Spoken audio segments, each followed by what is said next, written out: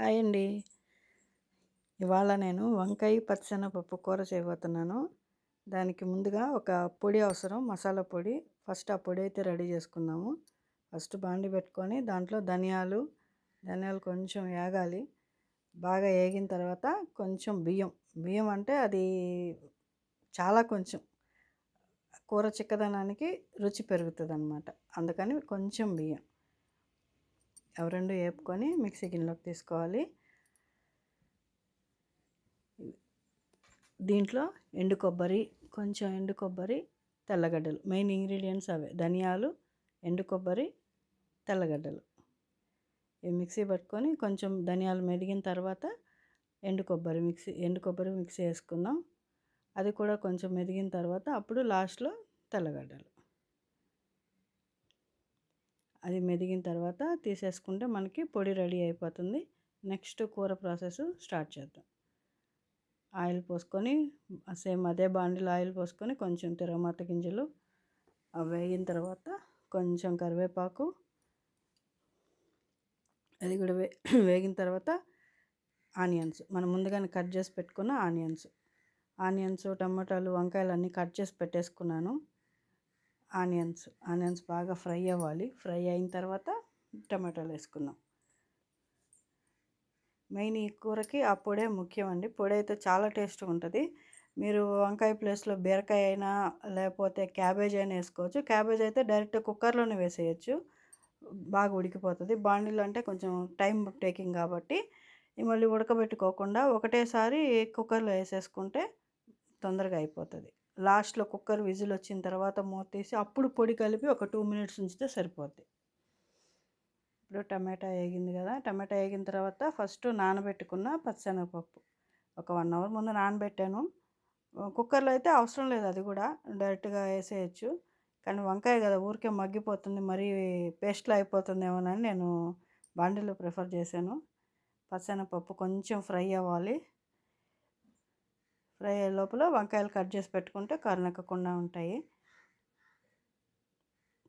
బాగా ఒకసారి పచ్చెనపప్పు అన్నీ వేసుకొని ఒకసారి కలపెట్టేసి మూత పెట్టి ఒక 2 మినిట్స్ అలా వదిలేస్తే బాగా మగ్గుతాయి. మగ్గిన తర్వాత వంకాయలు వేసుకుంటే వంకాయ ఊరికే మగ్గిపోద్ది కాబట్టి కొంచెం పప్పు ఉడుకుతుందా లేదా డౌట్ వచ్చి ఫస్ట్ పప్పు వేసాను. కుక్కర్లో అయితే అన్నీ ఒకేసారి వేసేస్తాను. మగ్గిపోయింది బాగానే. మగ్గిన తర్వాత వంకాయలు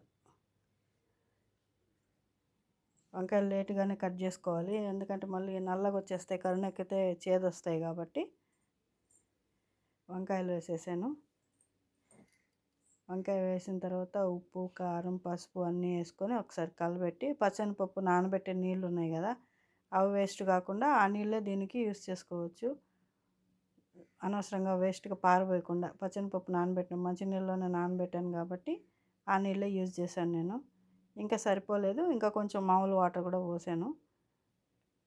ఉప్పు, పసుపు, కొంచెం కారం టేస్ట్కి తగ్గట్టు. మాకు కారం చాలా ఘాటుగా ఉంటుంది కాబట్టి కొంచెం వేసాను. పిల్లలు తినలేరు కదా ఎక్కువ కారం అయితే, అందుకోసం కొంచెం వేసాను. ఎక్కువ కారం తినే వాళ్ళైతే ఎక్కువ వేసుకోవచ్చు. ఒకసారి కలుపుకొని బాగా మూత పెట్టేసి వాటర్ పోసి మూత పెట్టేసేయాలి. నాకు ఒక చేత్తో రావట్లేదు కలపడానికి, ఒక చేత్తో ఫోన్లో వీడియో తీసుకుంటే ఇంకో చేత్తో కలపడానికి కష్టంగానే ఉంది. అందుకని సరిగా గట్టిగా కింద నుంచి కలపలేకపోతున్నా, బాండి కదిలిపోతుంది కాబట్టి. ఊరికే అలా అలా పైన కలబెట్టేసి మళ్ళీ ఫోన్ ఆపిన తర్వాత మళ్ళీ బాగా కలబెడుతున్నాను. వాటర్ పోసేసి మూత పెట్టేసుకుంటే ఊరికే మగ్గిపోతాయి. అది కొంచెం వాటర్ ఉంది కదా, పప్పు అయితే ఉడికిపోయింది, వంకాయ కూడా మగ్గింది బాగానే. మరి మెత్తగా ఉన్న బాగోదు కాబట్టి కొంచెం ఉడికే వరకు సరిపోద్ది. మరి మెత్తగా అయిపోతే షేప్లెస్ అయిపోతాయి వంకాయలన్నీ.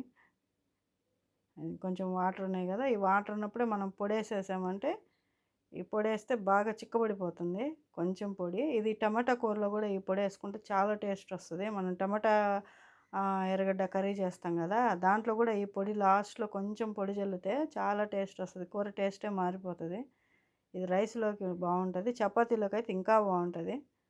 నేను ఈ కూర చేస్తే కంపల్సరీ నైట్ చపాతీయే చేస్తాను, చాలా టేస్ట్గా ఉంటుంది. ఫైనల్గా లుక్ ఇది కూరది. ఒకసారి ట్రై చేయండి. ఆల్రెడీ ట్రై చేసుంటే కామెంట్ చేయండి. ఫైనల్ లుక్ అయితే ఇలా వచ్చింది కర్రీ. అంత వాటర్‌గా లేదు, అంత చిక్కగాను లేదు. కలుపుకోవడానికి బాగా సరిపోద్ది. ఓకే. బాయ్.